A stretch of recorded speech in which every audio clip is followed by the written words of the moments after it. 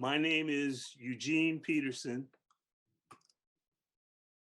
and I'm the chair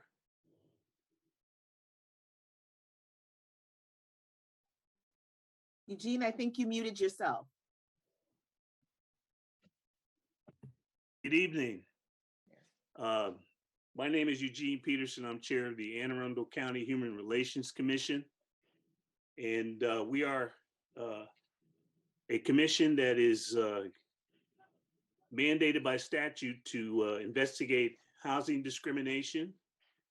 We're also a part of the county charter. We're no longer serving through executive order. That was legislation was passed by the county in 2020. And we also have a larger charge to investigate, not investigate, but to try to help eliminate discrimination and hate bias incidences in Anne Arundel County, and make the county, as the county executive and the county council want to make it the best place for all. Having said that, I'd like to call the meeting to order. And I would ask, and before I do this, before I move to the next item, which is a roll call, I'd like to extend from myself, and I'm sure from the whole commission, a sincere appreciation and thanks to Mary Daydoni, who has served as our secretary since her, I think, appointment to the commission a number of years ago. Mary has decided to relinquish the secretary position, and I believe by statute that's one of our requirements. So someone is going to have to step up and fill the void and walk in Mary's shoes. You can't fill her shoes, but you can walk in them. So again, I want to thank Commissioner Daydoni for all her hard work and help to us and for us. And now I'd like to move and go to our roll call. Madam Secretary. I will be glad to do that for the moment. That was very gracious of you, Eugene. We can pretend I'm good at it, but you know I'm really bad at getting the minutes done, and I just cannot hold the commission up that way. So, and also to facilitate the commission, I'm just going to read out the names of the commissioners I can see who are present. If you're here and I don't say your name, thank you letting me know. I see that Commissioner Aaron Karpowicz is with us, even though I hadn't recognized it at first. Thank you very much. Is it possible to promote Commissioner Aaron Karpowicz to panelist? That message came through the chat. I see Commissioner Joseph Clapsaddle. This is Commissioner Mary Daydoni. I see Human Resources Officer Asha Smith. Thank you very much. I see our chairperson, Mr. Eugene Peterson. I see Commissioner Faye Gaskin. I see Commissioner Tara Kim. I see Commissioner Jakayla Call. And I see, I believe it's Major Hassenpush with us from the police department. I see Commissioner Katie Edwards joining us as well. Have I missed anyone? Great. Now, if other commissioners come in and I see them, I will attempt to announce it out loud for the sake of those who follow the video afterwards. I will certainly record it on the minutes that I will then turn over to someone else. And I will note that on the live recordings, frequently, instead of seeing a gallery view, it's either focusing on Chairman Peterson or the speaker instead of on the entire gallery view. I don't know if that can be revised, but I observed that. Thank you. And I recognize the presence of Commissioner Farinas. Thank you for joining us.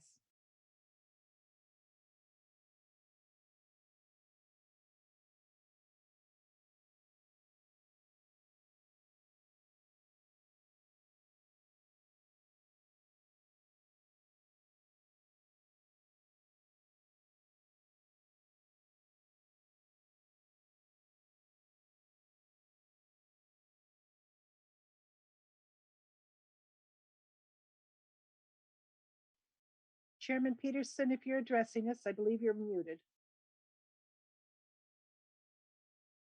You're right. We have a quorum, right, Madam Secretary?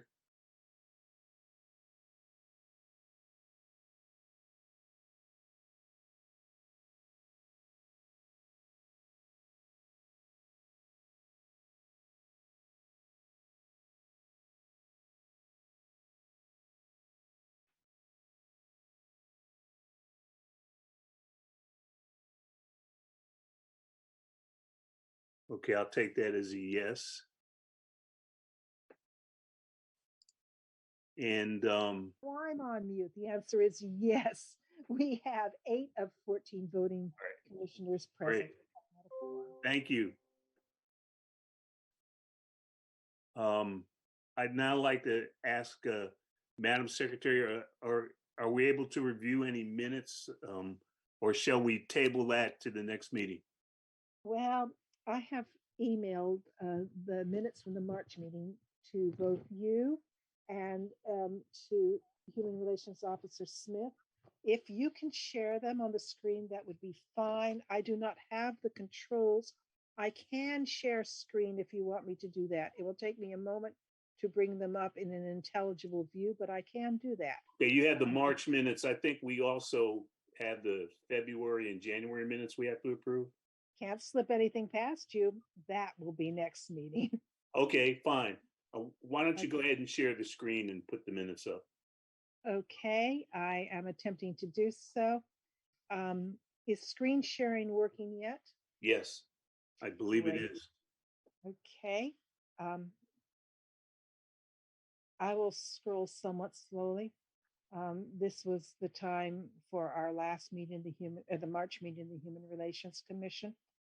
Please note that there are audios and sometimes videos, or videos and sometimes audios of past HRC meetings maintained online through our website, on the county website. And so that is the upper link. The bottom link is for the video for the March 17th meeting. There was no audio posted for the March 17th meeting. I will display the call to order and the persons who were present. If this is incorrect, please let me know.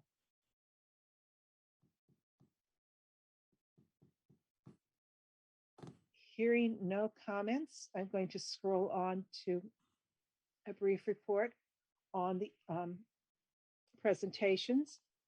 Major Hassenbusch presented an overview of the 2021 statistics and trends using the dashboard that the county maintains. I put in a link to that dashboard. That dashboard maintains 3 tabs on it. And we were looking last time at the center tab, but it remains up to date.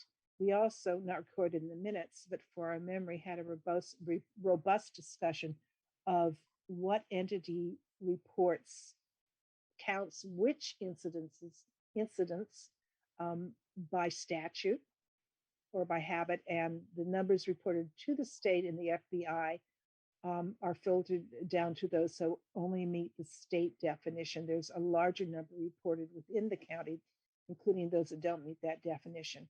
We continue to work on the critical race theory forum, and in March, our Chairman Peterson reported on the planning meeting on March 15th. I believe we've had 2 planning meetings since then. We'll hear more. Commissioner Kayla Cole remains very involved with the proposed plaque commemorating the history of Triton Beach. She had forwarded information on it and suggested at the last meeting that she would like to call for a vote at this meeting about whether or not we will support a plaque to be placed at Triton Beach, recognizing its history. Human Relations, I am sorry, watch this in real time.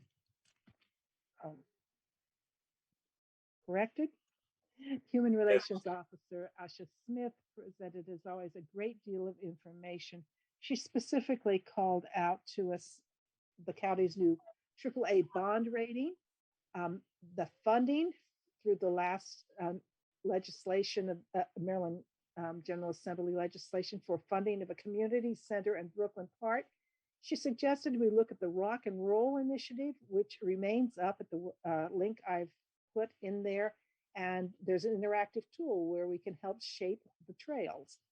And called our attention to county council meetings, particularly surrounding the Police Accountability Board, plus a number of other items. The Zoom recordings are so helpful in being able to catch up with all of that. And if you want to go back and follow up on them, I would advise that. I'm sorry, this is left over from a previous meeting. I am so sorry. This makes this easy to correct. Commission updates and reports. Again, I am so sorry, leftovers.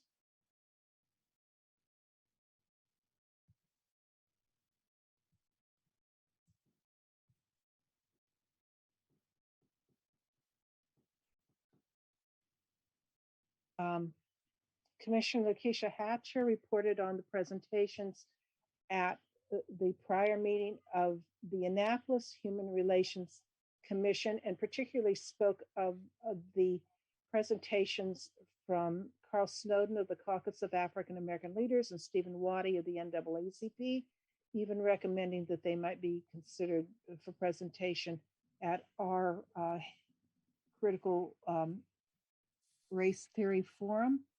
There was no old business or new business. Human Relations Officer Smith suggested that we consider forming subcommittees around areas of interest so that we can engage more regularly and with greater depth and attention on some specific areas. Now, examples that arose during the meeting included hate and bias, community education, complaints, fair housing, and police reform. This too will be on the agenda for this evening's meeting, I believe.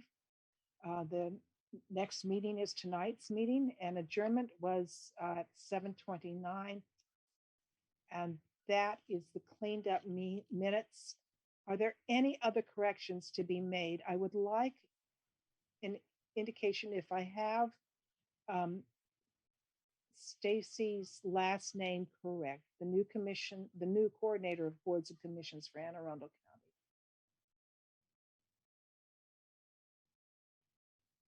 Commissioner Guidoni, this is Commissioner Edwards, and I just wanted to make sure I was included as having attended last meeting. I believe I came in later after roll was called by 5 minutes. So if you could please include me, that'd be wonderful. Absolutely. I'm very sorry for that oversight, and thank you so much.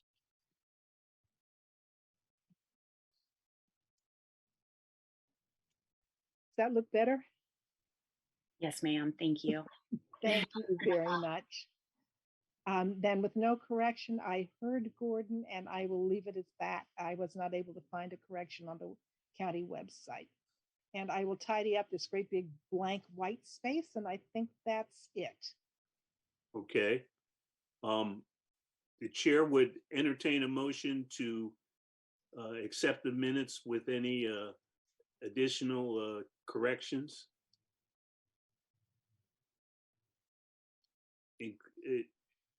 The corrections would be the ones that Commissioner Daydoni indicated she would make. They're housekeeping corrections and not major corrections. Is there a motion to accept the minutes as with those kind of edits? I move that the minutes of the March meeting be accepted with the necessary corrections. Thank you, Commissioner Gaskin. Is there a second? I'll second. Okay, that was Commissioner Edwards. Thank you, Commissioner Edwards. All those in favor signify by saying aye. Aye. Aye. Any opposition? All those opposed? Hearing none, the minutes are accepted. Now I'll move to a report on our last meeting on the critical race theory forum. We met on the 19th of April, a couple of days ago. And folks, please correct me if I do not remember it, because I didn't write down exactly who attended, but commissioners in attendance were Commissioner Gaskin, Commissioner Hatcher, Commissioner Edwards, and HRO Smith and myself. Did I miss anybody? Don't believe I did. Okay. We discussed a variety of topics. Let me begin with panelists.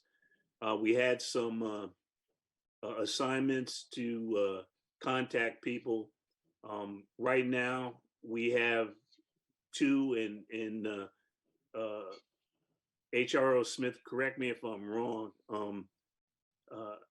Well, I will talk about the person that I contacted, and then I'll give another name that I believe is going to do it. Stephen Waddy was recommended. You all got his panel presentation on his take on critical race theory. I thought it was very good. It was a good outline, somewhat provocative, but would stimulate discussion. I contacted Mr. Waddy. He's available on both dates, and I'll get to the dates shortly. And he agreed to participate. The other person, and I believe, Asha, you would agree with me, is Dr. Gillens from the school district will also be a panelist. Yes. And Asha had two academics. One of them is not available, and that would be because we sent those out. Who would that? I forget the name, Asha. Her name is Yvette Papot, and she is a professor at the University of Maryland Law School. She was interested, but once she learned of the dates, she did state that she has a conflict, so she won't be able to attend. And we haven't heard back from the other individual yet. We did. She is willing to participate and available on the days. Okay, and that's Dr. Katya Salmi. Okay, great. So now, that gives us three I think necessary panelists: an academic from the academic perspective, an activist perspective, a school district perspective, and I'd like to, and I will ask this now of Commissioner Kim. Do you think it would be appropriate to approach the student school board member and see if she would be willing to be a panelist? Definitely think that it's worth a shot. Okay. All right. I will contact her and see if that can be a student representation. And if you have any other ideas, Commissioner Kim, that would be welcome too, of any likely suspect who's a student who would be willing to give us a student perspective. That would kind of round out the panelists. We do not have a moderator yet. I'm going to contact Carl Snowden, a local activist who's done a lot of this moderating of panels in the past, and I think would do a good job. So that, and others can now chime in who were part of the meeting. Did I cover the waterfront adequately on panelists?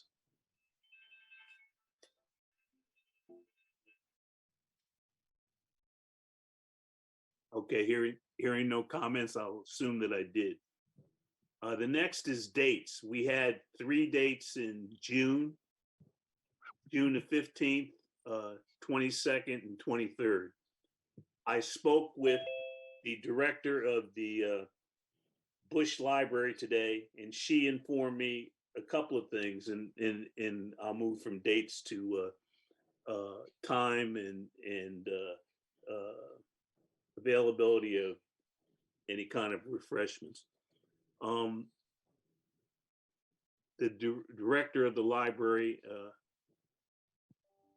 Diane Benner, told me that she was still having to contact another county group that had reserved the 23rd, but we were locked in for the 22nd, June 22nd.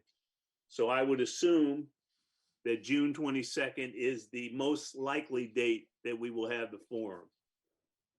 So I'm letting everybody know that's listening to this broadcast or webinar, it's part of the viewing the webinar, and especially the commissioners, and I will put this in an email, that you should reserve your time for the 22nd, lock in the 22nd of June and put a placeholder for the 23rd. In terms of the facility providing coffee or water, they don't do that. So Ms. Benner and I talked about, she wondered if we were going to provide water like for all the people who came. I said, no, that wouldn't be our intention. Our intention would be to have water available for The panelists. And so that's something we can do, and also coffee. We would have water and coffee available for the panelists, but not for those in the audience, because we could have upwards of over 100 people there.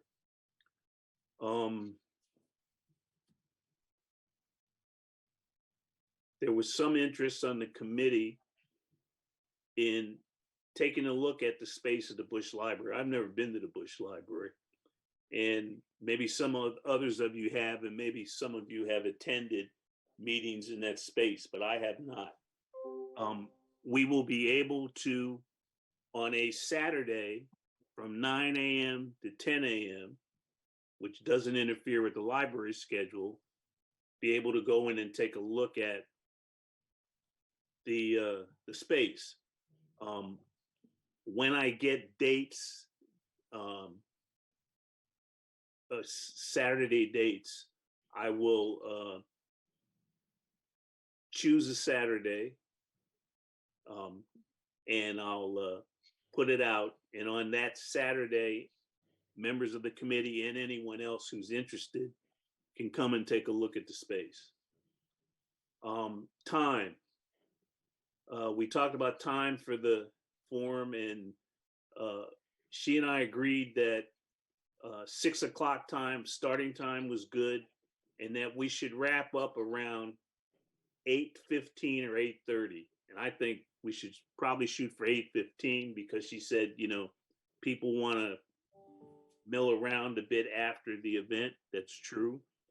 And also, they have had help with putting the chairs away after the meeting. So that would be something we would stick around to help with. And so the event will probably run from about 6 to 8:15. And the library closes promptly at 9. Okay, that's good. So It's a beautiful space, Gene. It's a beautiful space. great. So that's my report in terms of where we are with the forum. So again, the highlights would be block out the June 22nd, put a placeholder for June 23rd. Be prepared to show up and help us around 6 o'clock on the date of the forum. And some of you might help with getting the chairs put away after the event. HRO Smith, do you have any other comments? I don't. I think you captured everything from yesterday or from this week's meeting. Great. Any questions, comments from commissioners?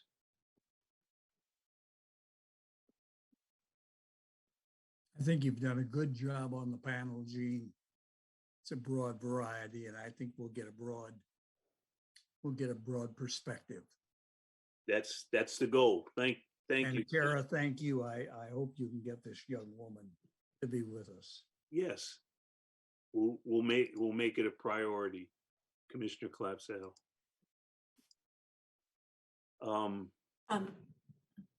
Yes. Sorry. I was wondering that, yeah, the Bush Library is beautiful. It's a great space. And I'm sorry if I missed this in your comments. Are you planning to make this live streamed as well, or is it just in person? Oh, okay.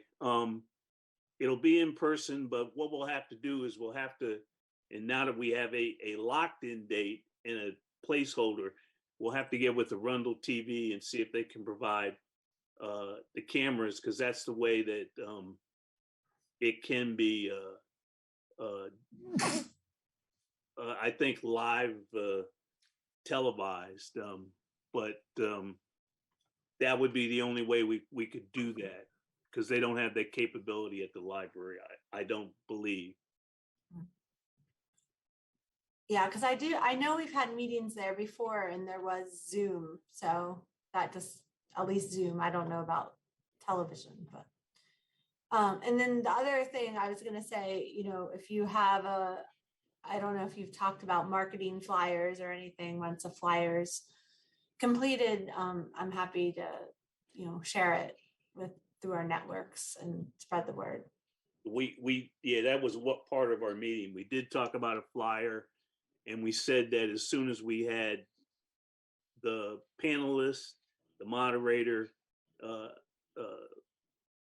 firmly committed, when we had a time, which we now have, when we had a date, which we're close to having, then we would put all that together in a flyer, and HRO Smith will help us with that from the county side. And we will make it available to all commissioners to get out through their social media networks. And I again will check with Diane Benner at the library and see if they have that Zoom capability, because I didn't think that they did, but I will double check on that. Commissioner Arenas? Thank you. Yes, my question was how we're going to promote it. And this is going to be available, this invitation is going to be available in the website in Arundel County or any other organizations. And also, yes, definitely, I would love to be part of the planning. If you guys need any help with, I'm going to make sure that I can be there early and available for anything that you guys need. Okay, I will put you on the next planning meeting list, and we'll also endeavor to get as broad a distribution. The idea for distributing this would be to get it out through the county, get it out through the community college, contact the Sun and the Gazette and get it on their meeting list, and also see if they'll do an article on it, which I think they probably would be interested in doing. And also then depend upon others in their social media networks to get it out. But that would be the plan for distribution of the publicity of the event. Commissioner Clapsaddle? Mason. Hello? Oh, I'm sorry. I think you just muted yourself. Laura, do you think it's important that we have this in more than one language? Yes, I think that'd be important to have it. And if you guys need translation, I can do that. I can have it in Spanish. I can help you with that. What languages do you think should be used besides English and Spanish, if any? I think in Spanish, the population here in Arundel County is very large. I think in Spanish, it will be very helpful. Gene, do you think we could, Chairman Peterson, do you think we could do that? Yes. It could be one on one side, one on the other, you know. And Right. I have a listing, if it's in an appropriate form that could be attached to an email, I have about I have about 150 name list of people that might be interested in this meeting. Sure. Because there's a lot of talk about hate bias. Right. No, that would be appropriate. And again, we'll get it out to the commissioners, and however you distribute it through your social media contacts, it would be fine. Commissioner Daydoni. Thank you, Commissioner Clapsaddle, for raising the question of what languages. Clearly, the Spanish-speaking population is the second largest other language population in our county. We have a very large Middle Eastern population, which would encompass a number of languages. But I am wondering if we should be more proactive in attempting to be inclusive of the Middle Eastern population and reach out to someone who could advise us on at least translation into Arabic, which might not be the right answer. Maybe it's another language. I'll offer that for consideration. Thank you. What I would propose that we do, and I'll do this, I'll check with Dr. Gillens. I mean, the school district has a list of languages that they translate a lot of their materials in. And I think if we went with the school district list and maybe got some help from them with translation of the flyers. I know Commissioner Farinas has offered to translate it into Spanish, but they have the capability to get it translated into other languages. So I will check with Dr. Gillens and we'll see where that goes. But I think that's would be an acceptable way to go. So I will. Just so you know, the other two most commonly spoken languages for people with limited English proficiency are Korean and Tagalog.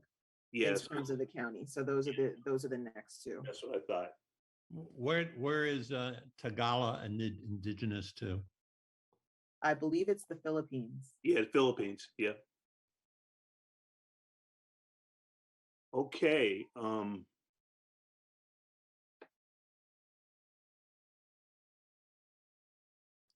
We are done with this report. Any other comments? I have a quick comment. This is Jakayla. I just wanted to say, if we're going to make sure that the flyers are translated in different languages, we also want to make sure that we have someone at the meeting present that can translate as well. Because we want them to be aware of the meeting, but when they get there, and if they do come, we want them to also be able to understand what's going on and be able to translate that in the appropriate language for them as well. Okay.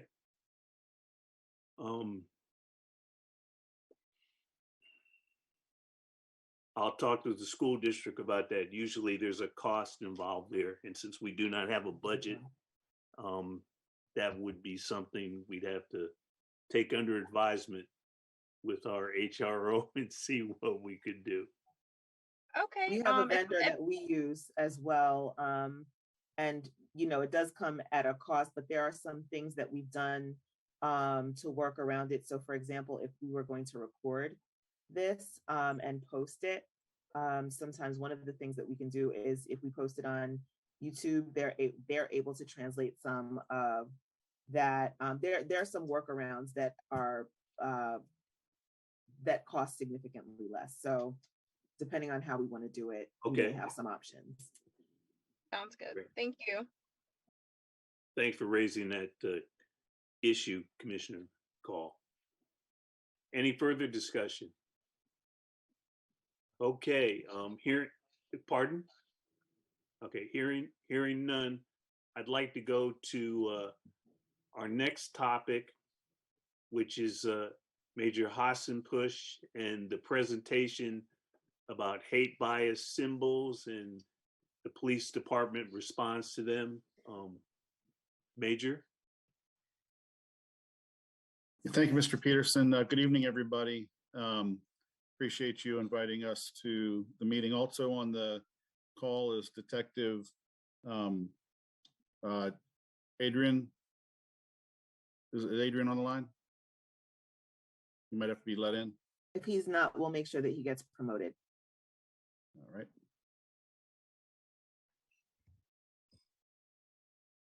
Detective Adrian Lewis is from our Homeland Security and Intelligence Unit. He's been with the department for a number of years, got his started in patrol over at Western District. I had the pleasure of working with him over there when he first started his career here with the police department. He's a great investigator, spent a number of years working homicide investigations, and he's currently assigned to our Homeland Security and Intelligence Unit. And for Adrian's purpose, I just wanted to let him know that the commission already understands our reporting processes, where it starts off with patrol. Last month, we had a good discussion about parsing out the differences between incidents and offenses, different reporting requirements that the FBI receives through our National Incident-Based Reporting System versus what the state requires us to report, versus what we report internally with the police department, which is usually and always more incidents that occur out in the community that don't meet the definitions either for the state or the FBI. So with that in mind, I think Detective Lewis would like to be able to explain like what happens after the officer first takes their report and what the investigative components do, what his unit does, and then can address some specific questions that anybody might have about the assessment of symbols and things like that. So Detective Lewis, are you on the call yet? I am. Can you hear me? Yeah, great. Good evening, everybody. Thanks for allowing us to come and speak about hate bias from a law enforcement perspective. And thanks, Major, for giving that bio of me. I'll give a quick bio of myself. So my name is Adrian Lewis. I've been with the county police department for the past 10 years. I started working patrol in Severn and Glen Burnie with Major Hassan-Push. Worked there for a couple of years where I responded to calls for service. Part of those calls for service meant that I responded to hate bias incidents, and I responded to a few of those during my time at Western Patrol. After a couple of years on patrol, I was moved to Eastern District as a detective, where I conducted follow-up investigations on different crimes in that district, where I dealt with thefts, theft from autos, credit card fraud, stabbings, shootings, assaults, things like that. But another thing I investigated was hate bias incidents on the district level. After a few years as a district detective at Eastern District, one of our 4 districts, I was moved to homicide, where I investigated death investigations for about 5 years. And for the past 8 months, I've been trying to acclimate myself to my new role in Homeland Security and Intelligence, where we spend countless hours gathering information in an attempt to prevent, gain knowledge, disseminate, and monitor incidents in our county. One of the calls for service that we monitor in Homeland Security and Intelligence is hate bias incidents. So from my perspective, I'm going to give you a little bit of background of what it is, hate bias is from police perspective, and then we'll get into, like Major Hassan-Push said, the patrol response, which I kind of understand that y'all know about that, and then from our perspective as an intel unit, what we do with that also. So with that being said, hey, Detective Lewis, if I could interrupt you, I'm sorry. Just in the interest of the commission's time, you may not have to explain about the differences between the instance offenses and state reporting and local reporting. We talked about that last meeting. So you can brush over that for sure, and then get right into the investigation and then the intelligence part of it. That would be great. Okay. So as far as investigating, so we all know that the investigation starts with patrol. Patrol responds to the scene. There has to be a call for service first, though, and you all know that. Once there's a call for service, patrol responds.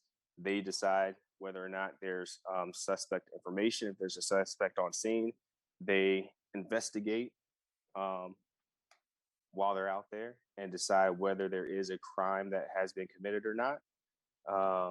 If there is no suspect and patrol cannot find a suspect immediately, then that case gets moved to our district detectives. The detectives assigned to each of the 4 districts have the primary responsibility of investigating these criminal acts against protected classes. These investigations are handled with the utmost care and are followed up quickly and thoroughly. And should a suspect be identified, any applicable criminal charges will be filed, which there are a number of criminal charges for hate bias crimes.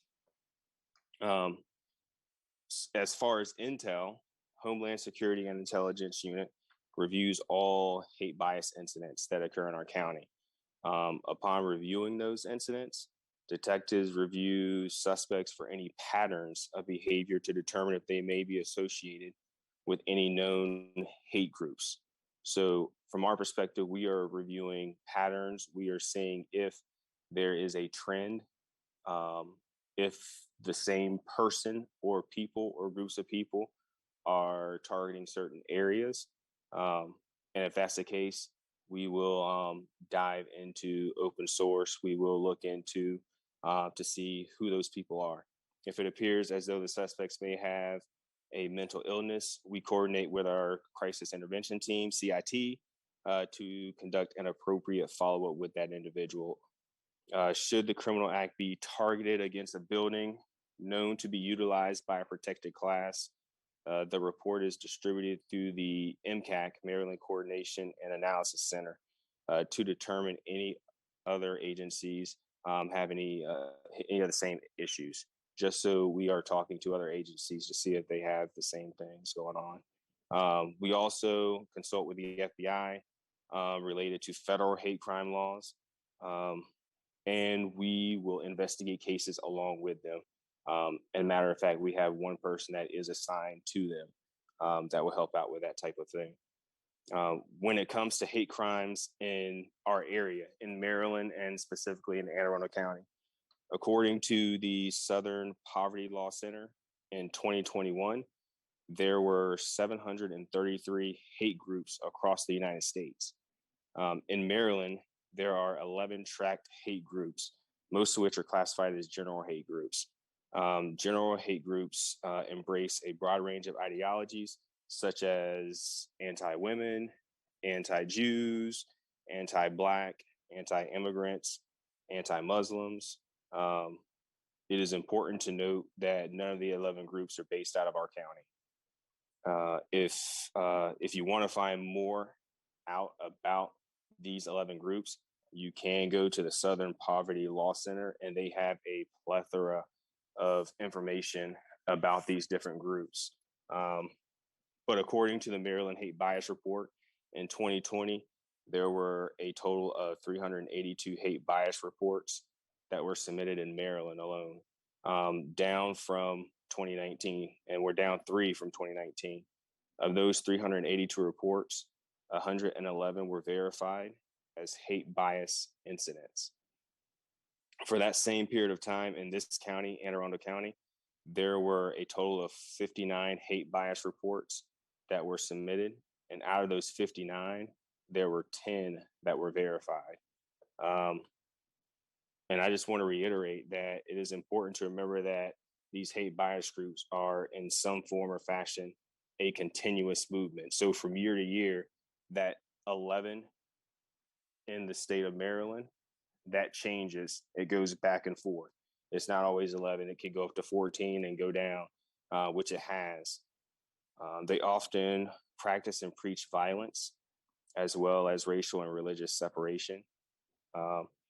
If an act is committed, it is not whether you believe that the crime has occurred, but it is the perception of the victim. And with our county, we strongly believe that we empathize with the victim, and it is the perspective of the victim. The officers in our agency remain neutral in our investigations, no matter our personal beliefs, and strive to treat any victim with empathy and respect. There are multiple sites that you can look at to see stats. Most of our stats are going to be a year behind. And 2022 stats will be later on in 2023. But if you go to Southern Poverty Law Center, ADL, Anti-Defamation League, the FBI site, also MCAC, Maryland Coordination and Analysis Center websites, they all have information and charts and stats for hate bias groups. Thank you, Detective. And of course, the other source that we have locally is the dashboard, and that is more real time. The reporting that Detective Lewis was talking about that's a year behind is the state crunching the numbers throughout the state and then producing the report that I'm sure that you've seen that comes from the state for reported hate bias incidents across the state. Detective Lewis, one of the interests that the commission had was about how we assess and analyze symbols and what that what the process is and what resources we have and what expertise we have in-house and what expertise we can reach out to. And if anybody on the commission has a specific question about that, after Detective Lewis talks a little bit about that, I'm sure he would be happy to answer it if he can. Yeah. So there are a number of symbols. Most of the symbols are symbols that, especially when it comes to hate bias, that you know that it's a hate bias symbol, such as and I'll like swastikas or a noose or different types of flags or numbers. There are certain numbers that we know, but most of it is based on knowledge of the police officers that are on the scene or detention center officers who have given us information. Most of it is information given from other law enforcement agencies, different websites, but a lot of it is gained through personal interaction with people and learning what constitutes a hate bias symbol. But a lot of it is things that are just mostly known. Like we've had the flyer sent out for anti-Semitism, for anti-Jews. We recently had we've had things like nooses put out, things like that are already known. But there is a difference. We have groups that are doing these things, and then you have gangs, and those are two different things. So you have gang symbols, and then you have these groups, these hate groups, and those are two different types of things. Thank you. And I think it's important, I think the commission would be interested in knowing the connections that your unit in particular has with other law enforcement agencies and other agencies locally, across the state, regionally, and at the national level. Could you just mention that? And that's how we would gather some of this information. Yes. So we have detectives that are working with Department of Homeland Security, with ICE, with the FBI, and they're on different task force with Annapolis City, with other surrounding jurisdictions. And we were just at a meeting earlier today with other jurisdictions trying to gather information that they know about their county. So we are always trying to collaborate with surrounding jurisdictions to see if they're seeing the same thing or if they're seeing something before we see it, so that maybe we can stop it from happening in our county. Yes. Yep, thank you. And I know that the relationship that we have, particularly with the county detention center and then also the state correctional institutions and their investigative and intelligence units, that's where we learn a lot, particularly about the symbols that may come across as drawings or tattoos. Some of these people that are involved in these things, are willing to talk and be interviewed by law enforcement or people that are trying to find out information. And then that's shared. And I can attest that we have developed a really good relationship with other agencies, locally, regionally, and at the national level over the last few years, several years, really. I mean, it's a good thing. We're not trying not to live in a silo anymore. That's correct. Thank you, Detective. Does anybody on the commission have any questions particularly? Yeah, I see a couple of hands raised. Commissioner Clapsaddle? Major, one of the things that we have, first of all, thank you both for coming before us. Very important. One of the areas that I have been concerned about is when this happens, what kind of programs do we have that interfaces with our Anne Arundel County Public School System? There's been some real hate bias incidents in the last year at various high schools, mostly in high schools. I haven't heard anything about anything else. Just curious if we're doing an education program, a training program for teachers, what are we doing anything, or can we do anything? Thank you. We certainly take reports for incidents that occur in the school system. All of our high schools and most of the middle schools have school resource officers, and they're a link to that. We also utilize the county's mediation services. I'm sure that there's similar services within the school system with the counselors and what have you. I know that we also try to resolve things as opposed to pursuing things down a criminal path if we don't have to, because many of the incidents that we get reported as hate bias are not crimes, right? There's people, it's usually words and hateful words that people use against each other, and that makes it a little bit difficult for the police department to directly deal with, even though we do try to get direct resources, work with the school. We take the reports so that we all can be aware of what's going on, but then we have to tread a little bit of a careful path how far the police department goes into following up with things directly. But we certainly try to involve the parties that might be involved in an incident, and if there's any criminal aspect to it, of course, we investigate that fully. Commissioner Daydoni? Thank you, Chairman Peterson. Thank you, gentlemen, for the information and for your service.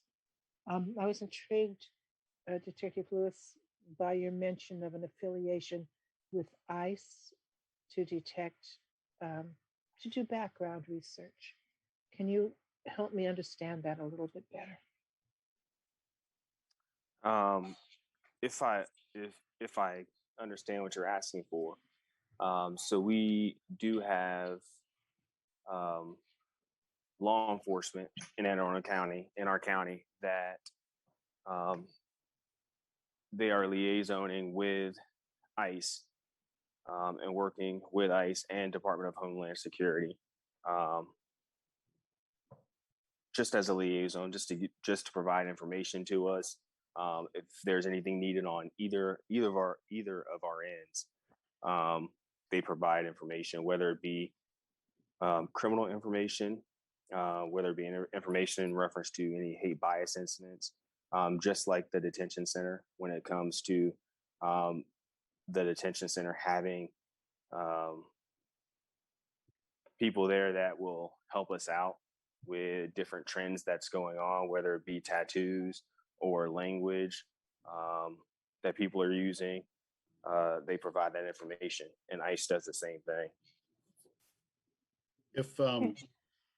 And just to be clear, that our task force officers that work with ICE and Homeland Security are not involved in immigration enforcement, if that's what your question was kind of leading to, or you're thinking about. I can assure you of that. But there are criminal offenses that occur. We had some horrific homicides in the Annapolis area involving people that that are terrorizing the community, an immigrant community, in a criminal way, and are also here. That we just need to find out who they are, and that's where ICE can help us out with those kind of things. And Detective Lewis, I don't know if you want to expand any more on that. Yes, and I know this isn't about gangs, but they help us out with gang trends. And we definitely are not out to, we're not deporting anybody. We're not even thinking about that. That's not even a question in our minds. It's mostly about trends that are happening. We are trying to stay on top of trends, whether it be gang trends or hate bias trends. We want to stay on top of that so that we know what's going on.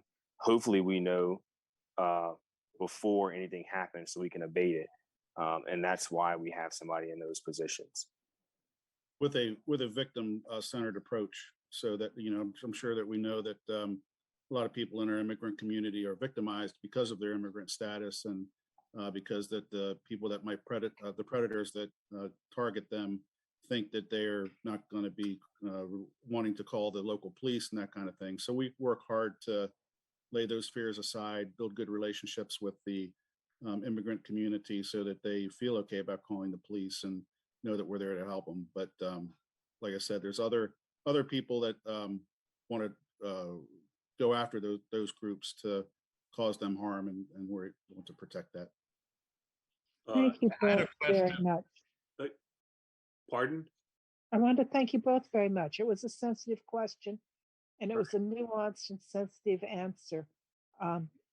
I am reassured, and as someone who sometimes advocates for the immigrant community, especially the Latinx community, I look to the opportunity to work with you. Commissioner After. Thank you. My first little question is, how do you raise your hand? There should be in the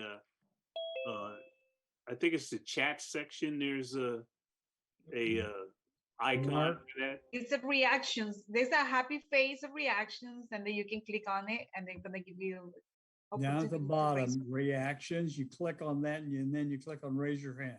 All right, thank you. Anyway, my question is, the protected classes that you mentioned, you know, I can think of, you know, the obvious ones, but I don't know. I can't think of any unprotected class except maybe white males. What are the protected classes? So there are federal and state protected classes based on race, color, religion, sex, age, marital status. The list goes on. It could be whether sexual orientation, gender identity. Yeah, it's a good question. You know, of course, we want to protect everybody out there, but it's the state statutorily defines certain protected classes, and then the federal, you know, the federal laws also have a definition of protective classes, and they're similar, but a little bit different. The state tends to include a few more things. For example, a protected class at the state level is people, you know, if you're on public or rental assistance, or children is a protected class in the state, where the federal government doesn't necessarily identify or define statutorily that children are a protected class, but we're all, everybody that lives in our community and exists in our community and travels through our community is protected class to us, but it's just a technical statutory thing. Okay, would it be useful to, if you could, Major Hassenbush, send us both the state and the federal lists, and I could get them out to the commissioners so they would have a better understanding? Yeah, certainly. Okay, great. Commissioner Farinas? Thank you. Thank you both for that information. It's been very helpful, but also I think they touched something very important, right? When you mentioned it that sometimes immigrants, they feel afraid and to call to the police because their status, immigration status. So, and I saw that need in the area of Bruni. Actually, I'm putting together a workshop so we can bring somebody from the police department. They can speak Spanish, that they can educate the community in terms of whether they have the rights, right? What they call it, and not be afraid. And I don't know, do you have somebody that can be part of that event to speak Spanish that you can put me in contact with?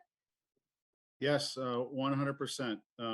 We have a Hispanic community liaison, Officer Cruz Miranda, and I see your name up on the screen here, and I will get that information to you and put you both in contact with each other. Thank you very much. Chairman Peterson, my hand is up. I don't know. Yeah, I know. I was going to get. Oh. I was going to get to you. Okay, thank you. I just wanted to just quickly, I think as probably the resident expert on the protected class question, just say that everyone is in a protected class. If you have a race, if you have a gender, if you have a religion, you are in a protected class, regardless of what that race, gender, or religion might be. So even white men are in a protected class. A white man is in the protected class of race is white, and his protected class based on his gender is male. So that's just a clarification. Protected class just simply means that you have a set of protected characteristics. So the other thing that I wanted to, I just had a couple of questions myself. I found this to be fascinating, this presentation, and thank you so much for giving it to us. I have questions about some specific symbols, some things that I see. There are things that I see in the community, and some of my peers see them in the community, and we don't know what they are. We try to Google them as best we can, especially if we've seen them over and over again. We'll Google and say flag with purple cross in it, or whatever it is, to try and see if we can figure out what it is. One thing that I wondered about was the treatment of the Don't Tread on Me flag.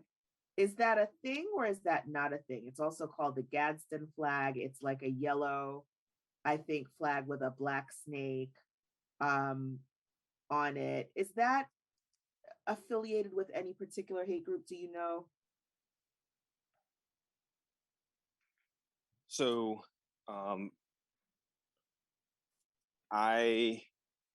what I can do is, I do know about that. What I can do is, if I can give you my email address, Okay. and we can have a conversation over that over email. Understood. Okay. I also was in receipt, as the compliance officer for the county, I do get the police reports, the hate bias reports, I get copies. And so one that recently came to us, I won't give any identifying information, but it pertains to a group out of Milwaukee, I think it is, called New Order. Do you know have you seen an increase in mailing or solicitation from out-of-state hate groups at all? Are there any trends in that regard that you think would be useful for us to know? So not in our county. Okay. We have had anti-Semitism letters. We have had recently just a letter about being white and proud, but nothing. It's still protected under the First Amendment. It wasn't Right. degrading to anybody else. But no, we have not seen letters coming from out of state from any hate bias groups at all. Okay.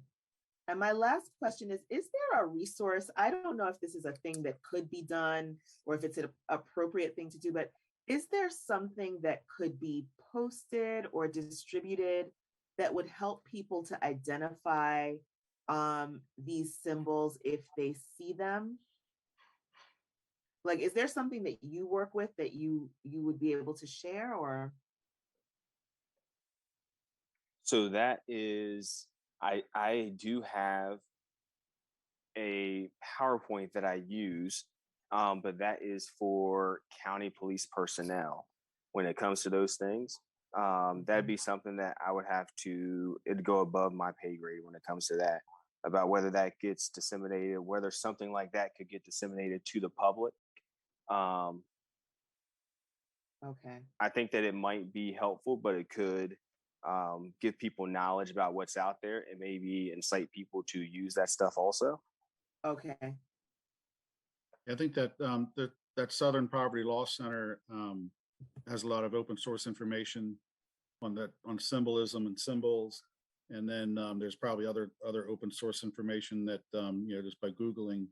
And I think what Detective Lewis is trying to be careful about is that there's things out there that have existed in our society for a long time with no harmful purpose, and then a group adopts it or co-ops it or hijacks it, and the next thing you know, somebody that's it means something to somebody in an innocent way, all of a sudden means something to society in a hateful way. And I think that's what Detective Lewis is probably trying to dance around.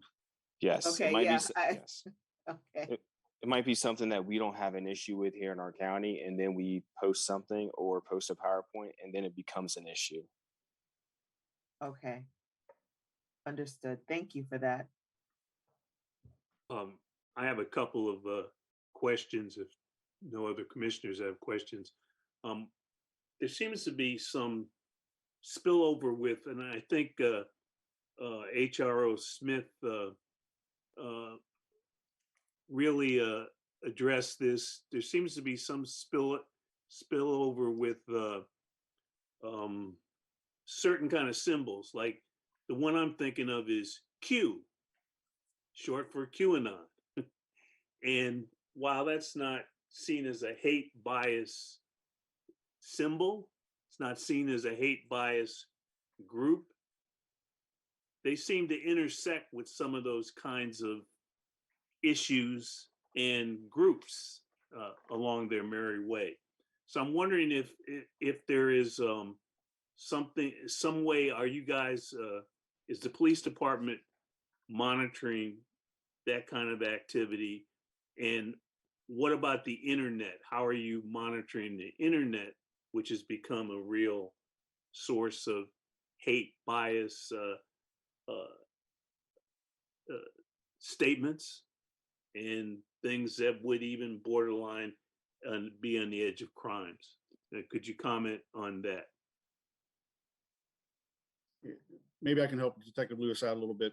At the police department, we have to be, even though we collect information on hate bias incidents, we have to be careful about what we do with that information and how deeply we look into it. If there's a crime nexus or criminal activity involved, then that opens the door for us. If it's First Amendment protected speech or First Amendment protected writings, we have to kind of be very careful of not conducting a criminal style investigation on that, because no crime's been committed and we don't want to be the people that are prohibiting people's First Amendment speech, as hateful or as offensive as it may be. We have to stay neutral in everything, and I apologize for the phone noise behind me. So it's a little bit of a dance for us. We in the intelligence, Homeland and Security Intelligence world, we monitor those things because those things, as you said, could creep over into criminal activity. But when it comes to things that are posted online, what people think, what they believe, even if it's offensive to some people or if it has some kind of political angle to it, that's not, the police department has to kind of stay clear from that. We can get in a lot of trouble. There's federal laws that, kind of dictate what kind of intelligence information or dossier kind of information that we can collect on individuals. And we just can't collect information on individuals that are participating in First Amendment protected activities, as hateful or as offensive as they may be. Detective Lewis, you have any other thoughts on that? No, you said it correctly. There are First Amendment rights, and everybody's afforded their First Amendment rights, and we deal with criminal activity. Okay, and then my last question is, one of the concerns I've had as a former school board member is gang recruitment, which also borders on the hate bias incidents in the schools, and how some of the recruiters were in the school, they go to the prisons, they go back to the schools, and they do active recruiting. So I wonder how you and the school system are working that issue. So yeah, go ahead. You want to yeah, talk yes. about the So weekly calls you have and stuff? Yeah. Yes. So we are always in contact with the schools. Our supervisors are on weekly meetings with the SRO supervisors about what's going on. I get daily emails about everything that's going on in the schools when it comes to hate bias, or threats in the school. I get emails every day. I am loaded with emails about that stuff. So we are constantly gaining knowledge about what's going on. And then if there are any issues, we are contacting the SROs and trying to figure out if either they talk to the parents and then talk to the students, and getting back with us and providing us with any information that they can. Yeah, and you want to talk a little bit about the threat assessment tool that we use we developed in cooperation with Secret Service and some of our other federal partners and the school system?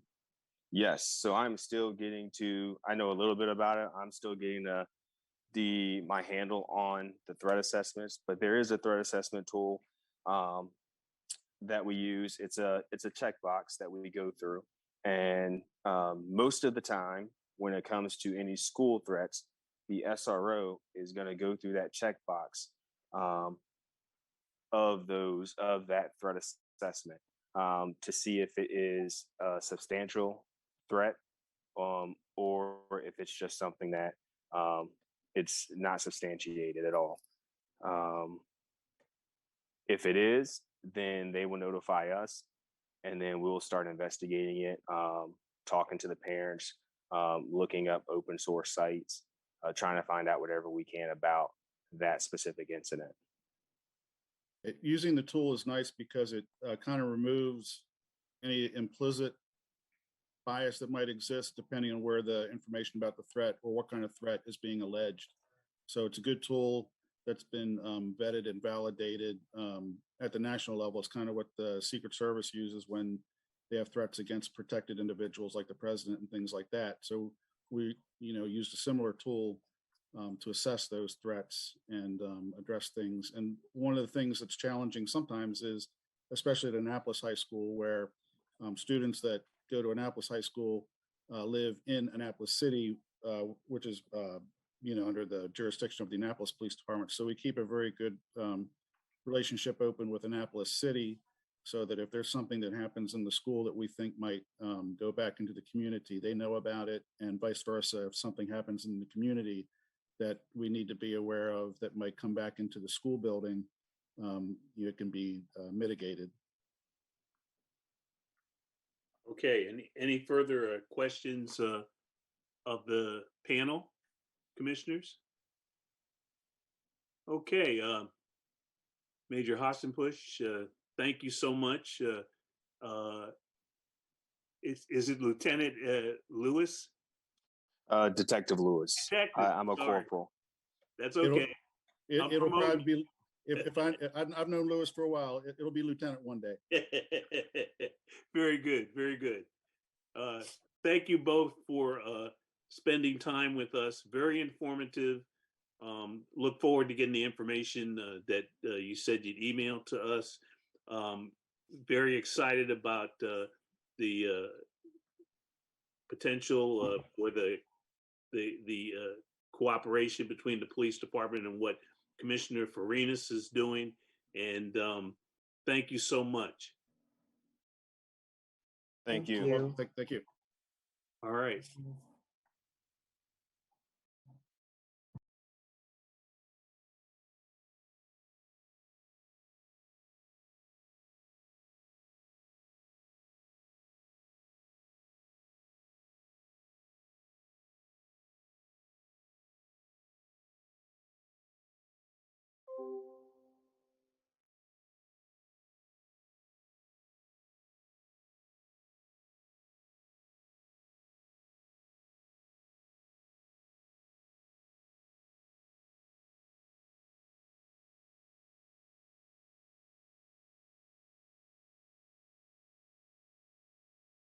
Chairman Peterson, you're on mute, I believe. Sorry. I believe you're back on mute.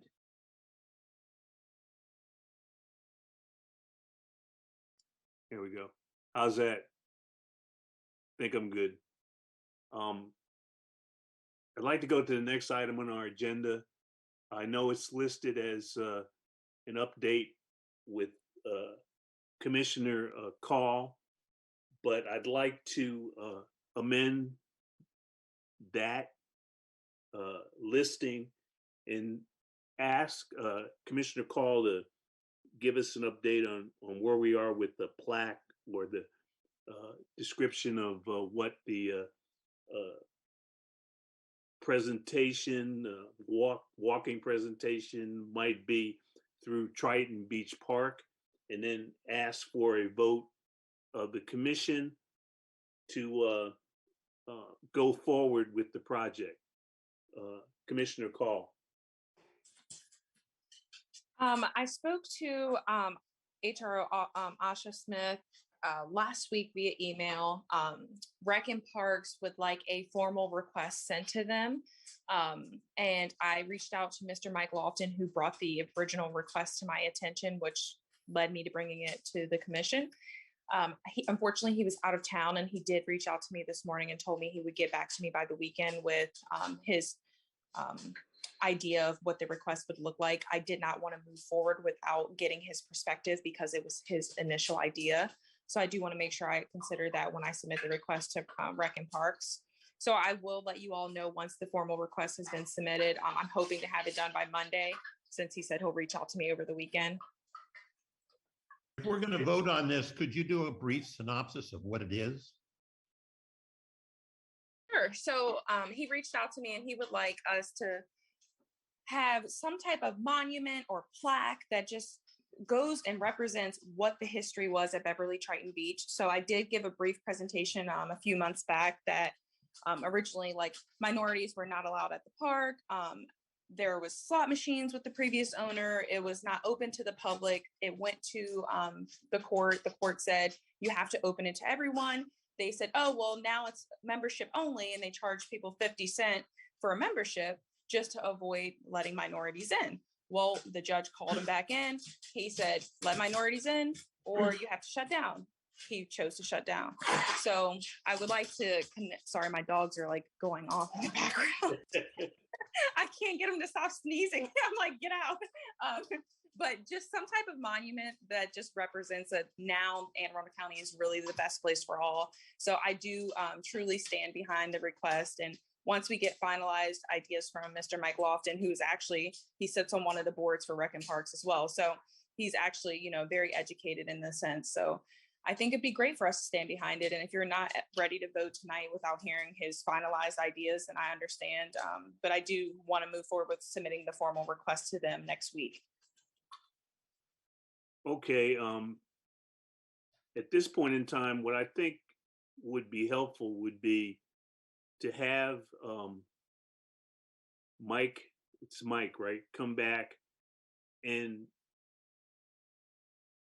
make another, give us a good idea of what's going to happen. I believe that what we would be voting on, or we could vote tonight, what would we be voting on would be similar to the plaque that we co-sponsored at People's Park for the commemoration of the murder of the citizen by the police officer in the 80s, I believe it was. Correct. That's correct. So that is the thinking behind that. So I'd open this up for further discussion as to the Commissioner Daydoni. I should probably first tell you that I live very near the Triton Beach Park, that I have walked it since it was undeveloped. I've walked it since the cliffs were still there and open. Before the lake around, the path around Big Pond was opened. And I know the history of it. I think it is essential that we recognize the history of how that even came into county hands. I live less than a quarter mile from the road that the people want to keep closed. So, quote unquote, those people from Prince George's County can't come out here.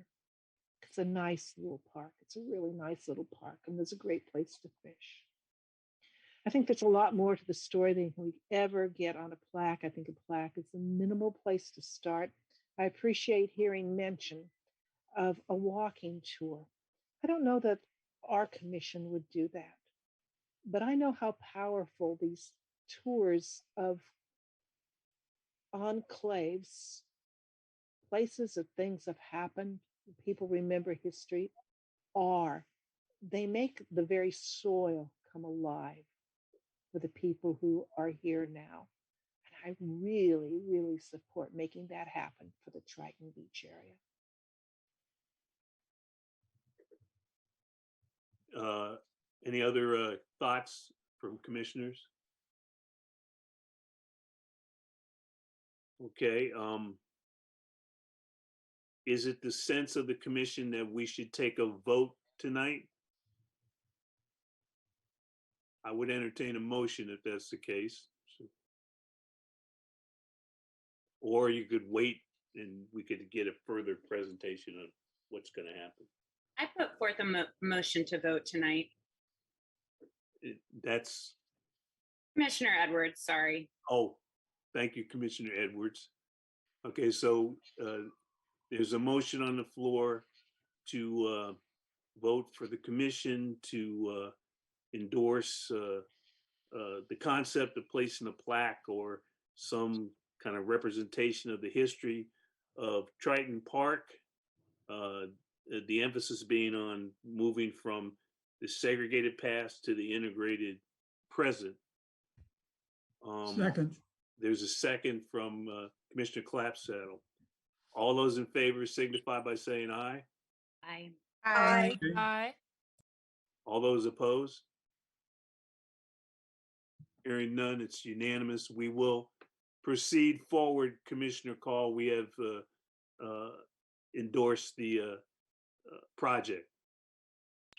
Thank you all. I really appreciate it. And I'll be sure to make sure all of the information that Mike shares with me is shared with you all as well, okay? Great.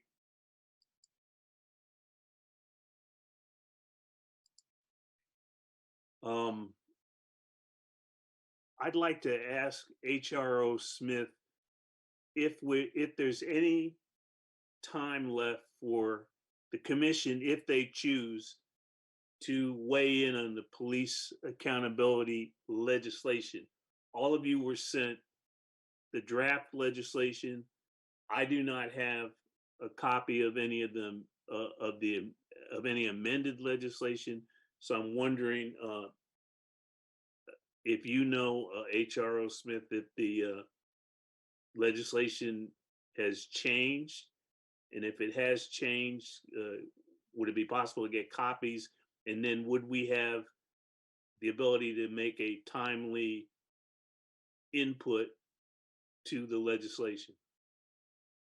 So if you mean the legislation that's been before the council for the last several meetings, it did pass on Monday.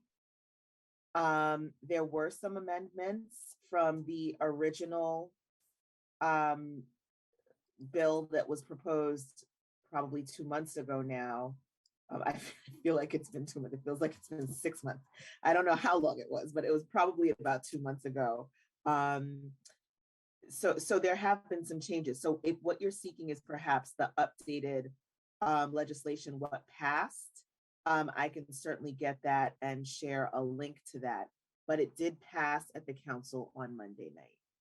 Okay, so there's no further action needed by the commission, but I think a link that we could then send out to the commission would be appropriate at this time. So we know where this is all going. And I will endeavor to get an update from County Council member Rodney, and I had a discussion with her and her staff about our annual report. And one of the things that we recommended was legislation similar to what had been passed in Baltimore County. I haven't heard back yet, so I want to find out if that's still an issue being discussed or if it has died a quiet death. The other issue that we talked about was appropriate funding for the commission, and County Council member Rodman said she would speak with the county executive about that. And so I will be able to report back on those issues at the next meeting. Good. And I would remind the commission that we took a very forward stance on a number of police reforms, and they're still on our web page. And I think we need to at least follow through and see if there's any interest at all in the county in doing such things as legislatively banning chokeholds, legislatively banning shooting at cars, legislatively mandating a duty to intervene. These are all common sense things that you think could and should be done. So I'll get off my soapbox now, and I will now move on. And again, I will have a report at the next meeting. Commission updates and reports. HRO Smith, take it away. Sure. So my report this evening is going to be uncharacteristically brief, probably to the relief of some. So I just want to let you guys know, first of all, I'd like to introduce Chanel Clemens, who's on this call. You might have seen her name there as C. Clemens and wondered who she is. Chanel Clemens was recently hired as an assistant to my office. There she is, giving you a wave. She is absolutely awesome. In one aspect of her position, she is our new fair housing assistant, which is amazing because she's going to help us with a lot of the administrative work involved in standing up the Fair Housing Enforcement Program. Chanel is also going to be providing administrative support to this group. So, just making sure that I'm on task and that you guys have what it is that you need from an administrative perspective. Chanel has tons of experience with the county. She's been around, she knows everyone. She's a consummate professional and she's lovely. So I just wanted to introduce her. Thank you, Asha. Nice to meet everyone. Welcome, Ms. Clemens. Thank you. Welcome and thank you. Lord. Welcome. Okay. The next thing that I'd like to point out, just as some highlights from the county executive's office, is with respect to the PAB, the new Police Accountability Board. We are accepting applications for members through May 1st of 2022. So anyone who has an interest in serving on the PAB should submit an application by May 1st. There are some requirements. If you, I can shoot everybody a link after this just to make sure that you have the link. It is on the Boards and Commissions webpage, but I can shoot you the direct link. There are some things that will disqualify one from participation. We're screening those, those things out right up front. So for example, you can't be an active duty law enforcement officer and serve. There are some other things. So there is that. And if you know anybody who might be interested, encourage them to apply to serve on the board. As another note, Earth Day is being celebrated all month. There are a host of events that are going on for the remainder of this month. I can send you guys a link just to some of the events that are coming up. In great news, the county executive has finalized the fiscal year 23 budget and will be presenting it, unveiling it within the next week. It has a cute little moniker. It is the best budget for all. And so just keep your eyes out for that. There'll be lots of opportunities. He's taking a few opportunities to present it. It's kind of going on tour. So, you know, take a look and see where the county executive has put our money, right? It's pretty important. I don't have anything else for you this month. I'd like to ask you a question if I could. Sure. Thanks. I read an article recently in the Wall Street Journal about homeowners associations in various and sundry parts of the country, not Anne Arundel County, but in particular, that have banned long-term rentals in their community as well as short-term rentals, and wondered if there was any community associations in Anne Arundel County that have taken that kind of position. So I have absolutely no idea, because those would be private, but there may be. They're not private. They're not private. They're community associations. They're, you know, they collect taxpayers' money, etc. And if in fact they do, I don't know, you know, we probably would have heard about it if any in Anne Arundel County had passed rulings that, you know, that basically said, you know, that it should be a homeowners community and not a renters, you know, banning renters. Yep. So, you know, maybe I could help with that. Since I live in the rustic community and we have an association, in order for that to happen, my guess is that they would have to amend their bylaws.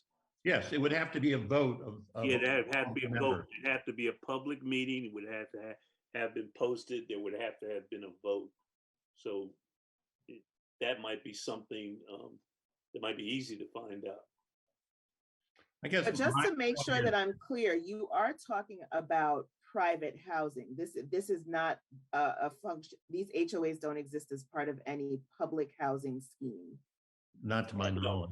No, Okay, that's what I just wanted to be sure. Go ahead. They might have townhouses, condominiums, and private single family. So we don't have. Are you trying to say that we, as the Human Relations Commission, don't have any role in rental housing, other than in public housing? No. So if there is discrimination, which is what the fair housing provision in the code is intended to address, if there's discrimination in rental housing that we're aware of, there certainly could be a role. But if what you're saying is that an HOA, so as I understand it, you know, people become involved in HOAs, they move into communities and they have a contract with that HOA. That's a contractual relationship between the owner and the association. So when you purchase a property, you agree to certain terms and conditions. And so, for example, I live in a condominium. And so there are provisions about the percentage of the neighborhood that can have, how many units can be rented at any given time. Those are not uncommon provisions in HOAs. I don't believe that we would have any jurisdiction over a private HOA's decision about how they handle their business affairs. Right. In a lot of HOAs, it's common in a lot of HOAs for people to buy properties and then rent them out. And there's no restriction, at least there isn't in my HOA, for them to maintain how many people could live in the rental once it's rented. And so I think now, from the article I read, you know, there are, you know, basically the desire is to keep it 100% owner occupied and not allow any rentals. And I think that we, even if it hasn't happened here, we might want to ask the county government, the elected officials, to pass a regulation forbidding HOAs from making it impossible for individuals to rent their homes. It would be probably helpful if you don't mind, could you share that article with us? Sure. Just forward the link to us, and then I'll take a look at it and certainly share it within our team. Right. And see if anyone has any thoughts. Yeah, especially with the Office of Law, because that would be, they would have some idea of what the particular Maryland and Anne Arundel County laws are about HOAs. So yeah, it's a great question, Mark, and can't wait to read that article. Okay. Fantastic.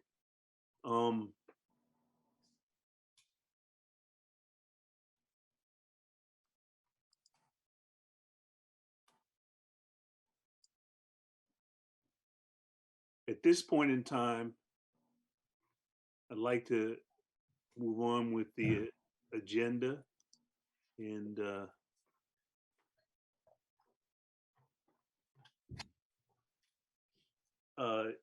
is Commissioner Hatcher on? No. Okay, so we don't have a report from the Annapolis Human Relations Commission. Old business, we have none. New business was kind of dealt with the Trident Beach Park discussion.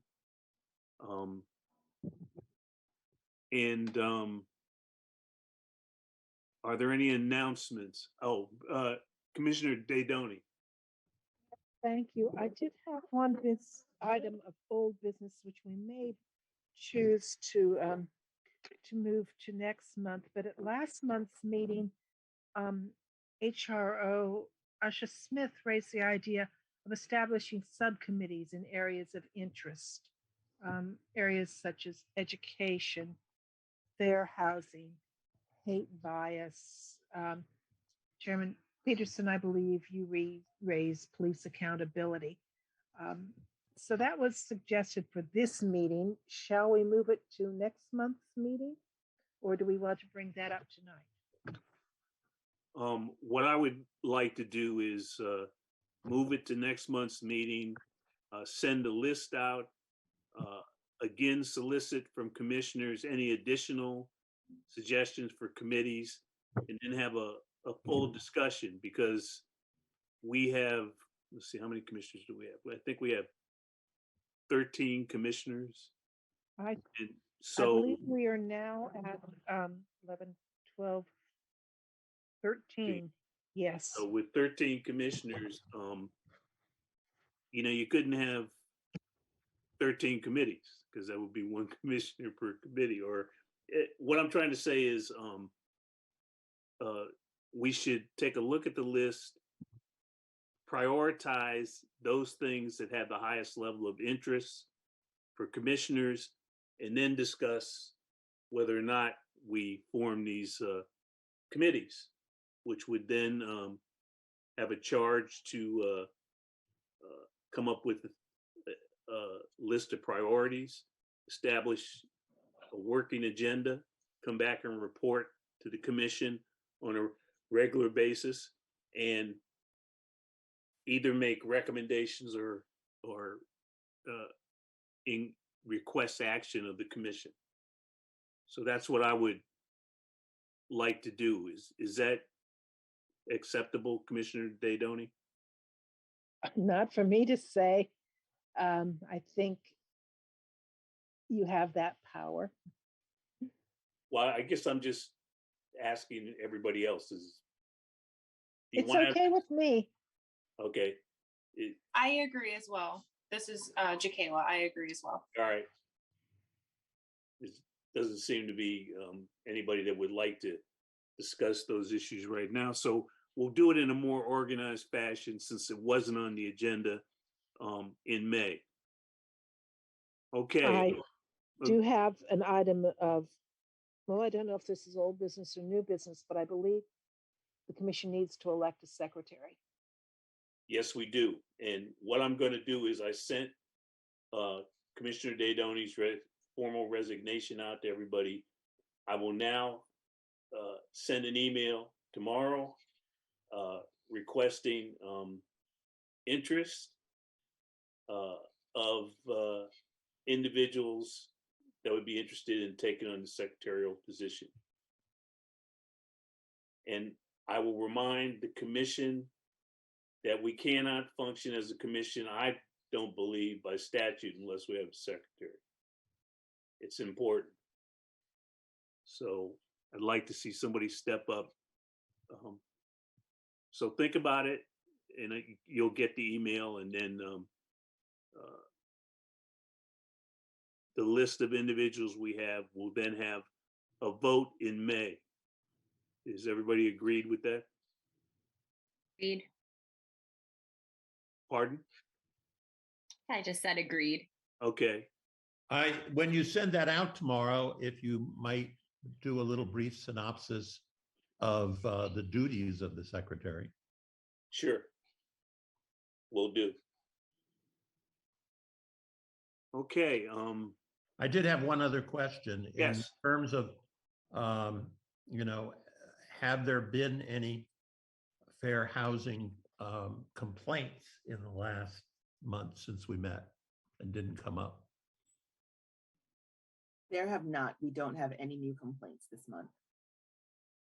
And, is there anything that we can do as a commission to make our role better known so that, I find it hard to believe that there aren't any complaints, just people don't know what to do with them. I think that there are some things that we can do to make our role better known. I think the committee structure might help actually with or the subcommittee structure might help with some of that. Some of that involves educating the public. We have been talking with a partner about conducting some trainings around fair housing, and those trainings could be sponsored by the commission so that people know that the commission is responsible for enforcing fair housing, but the manpower involved in producing the training, there are people who are already doing training around those issues with that expertise. And so they would take some of that on. And so we have been talking about that and looking at some relationships to get that done. I would also suggest that, the Annapolis Capital and the Hispanic paper in the region are always looking for op-eds. And I think we might, draft one kind of summarizing our position and the opportunities people would have to go through us. I agree with that. Yes, thank you. Mark, are you volunteering? I would volunteer, but I would also, I volunteer to write a draft because. Yeah, okay, that's great. We'll work together on that. Okay. Appreciate it. All right. Seeing no further announcements or discussion, I'd like to point out that the next Human Relations Commission meeting is May 19th. And I'm happy that it's May 19th because if it were May 20th, I would be a year older. But and it will be in the same format, the meeting, a webinar, and if available, Arundel TV will also be involved. I'd like to thank everybody who participated in the meeting tonight for having a great discussion of issues and great comments. I would like to thank those that are listening in, our loyal audience, and we appreciate your concern for human relations in the county. And finally, I'd like to thank all the commissioners for your due diligence in attending the meeting. And with that, I would entertain a motion to adjourn. I have one more, Yes. Sorry. No, that's fine. It seems to me that we are maybe reaching the point in the not too distant future where there will be in-person meetings, and that we ought to, do we just wait until the county rules on it, or, are all the county council meetings still 100% Zoom, or what? HRO Smith, do you have intelligence on that? The county council meetings are in person and have been for some time now. I don't know that there is a specific mandate with respect to boards and commissions. I think boards and commissions have been given the discretion to choose how they want to continue to meet. So that might be a worthy topic of discussion. I can certainly find out between this meeting and the next one whether there is a particular preference with respect to boards and commissions or any guidance that we should be looking to. Okay, I would suggest we put that on the agenda for the next meeting. Yes, we will.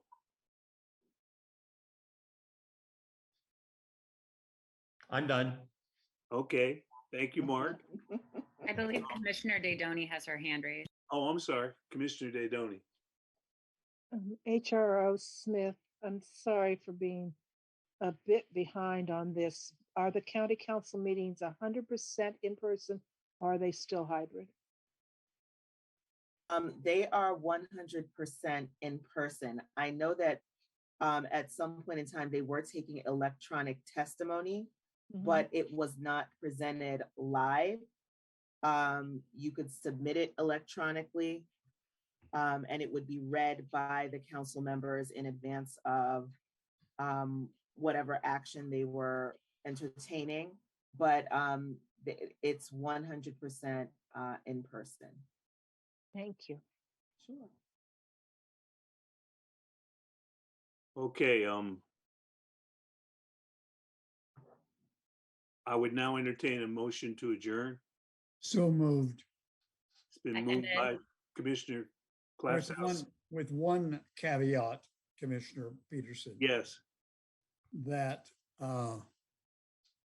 Commissioner Edwards email us the name and address of her hairstylist. It's gorgeous. It's gorgeous, Katie. Oh, thank you, Commissioner Clapsaddle. I love that look. I love the earrings. You're a glam. All right, we'll see you Wow, next making month. me blush. Goodness. Bye. That's Okay, very kind. Who was the second? I missed the second. I was the second, Commissioner. Oh, okay. Fantastic.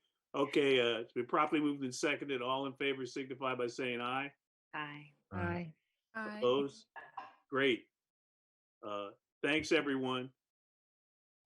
Bye. Have a good evening. Thank you. Bye. Bye. Have a good evening. Bye.